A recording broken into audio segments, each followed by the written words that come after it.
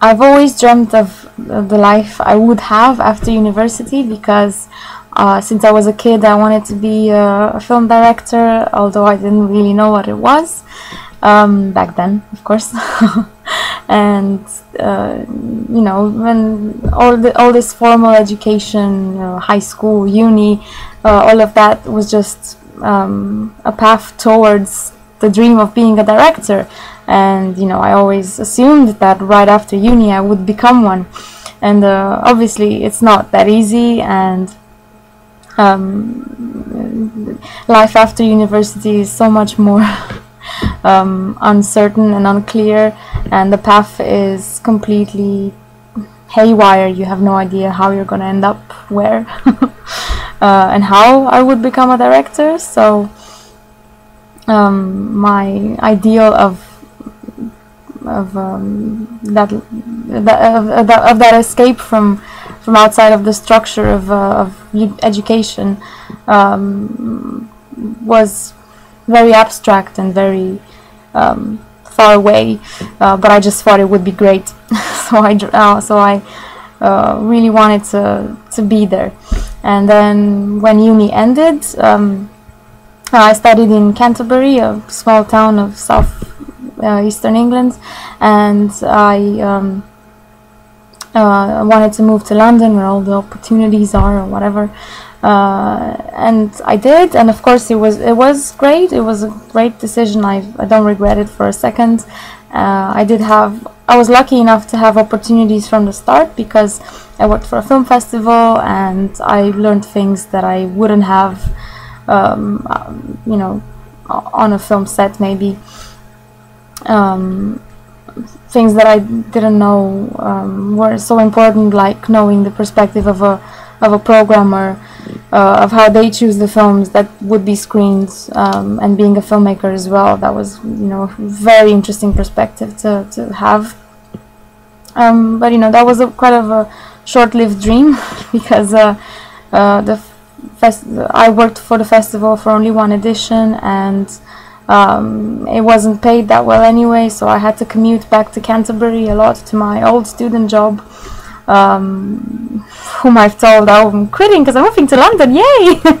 And then I came back with the tail between my legs saying, can I get back to work part-time a little bit, because yeah, I can't afford to live in London with that salary from the festival. But you know, I was happy. I was working in the industry, and you know, I thought I had a clear path that I was going on, and it all seemed so bright and shiny.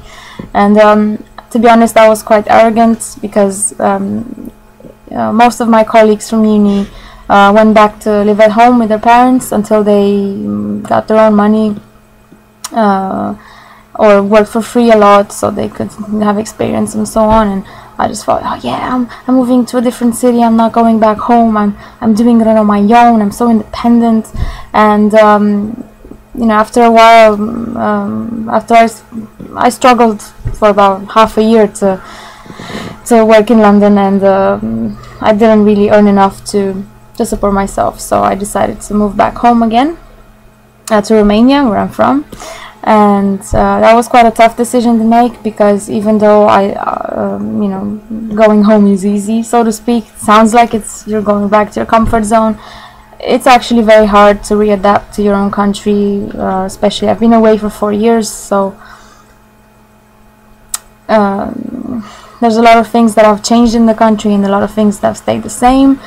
Obviously, my relationship with my parents has evolved, but I'm back in my high school room. You know, there's a lot of changes and a lot of things that now I understand of my other colleagues that they had to go through, and I didn't really think about it.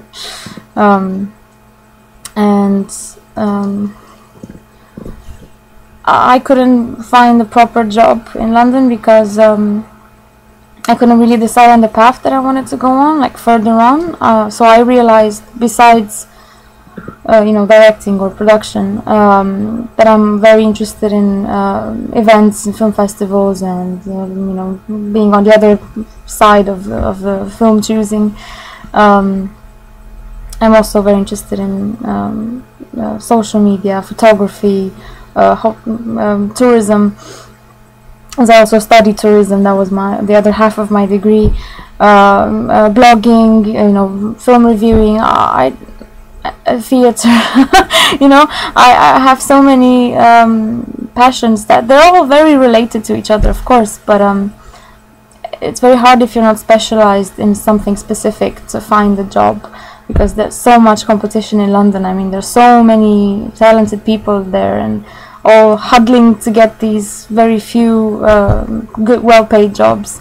And I kind of thought that if I apply the knowledge from London or from England, if I come back with it to Romania, then maybe I'll be a catch here, and everyone will want me here. At the moment, it's a lot of work in progress. I think something amazing is about to happen, work-wise, with me. But I'm not revealing anything at the moment. It's very innovative, at least for Romania, and hopefully, I am on the right track. And well, to be honest, if I would look at what I'm doing now,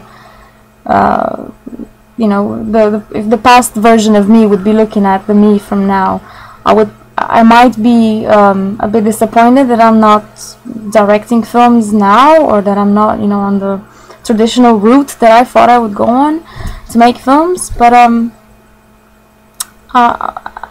being now, thinking about that now, I know that all the things I have learned on the way, and the many things I will keep learning, with all the weirder jobs that I will be doing, and I am doing, they will teach me everything I want to be able to make the films that I want to make, ultimately, which is the ultimate goal, which I'm not giving up on.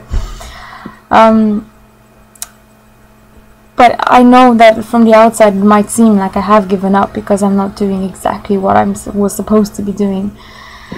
And I really like that idea of trying out different things and being okay with maybe even giving up on a dream, because you should be free. You should love what you work. You should not be bound to a certain career choice, or especially if it's pressured from the outside, from someone else, family or society.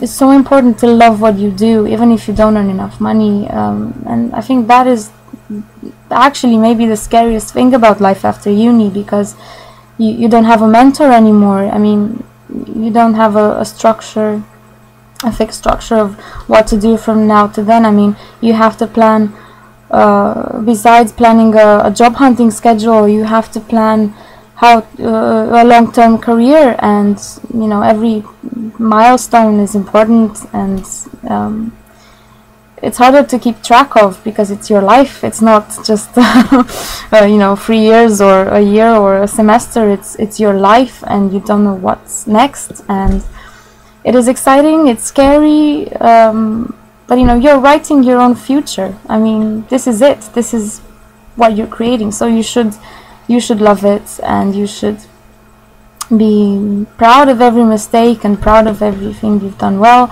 and just take it as it goes. And hopefully you'll reach, and I will reach what I'm, what I've dreamt of as a kid to do.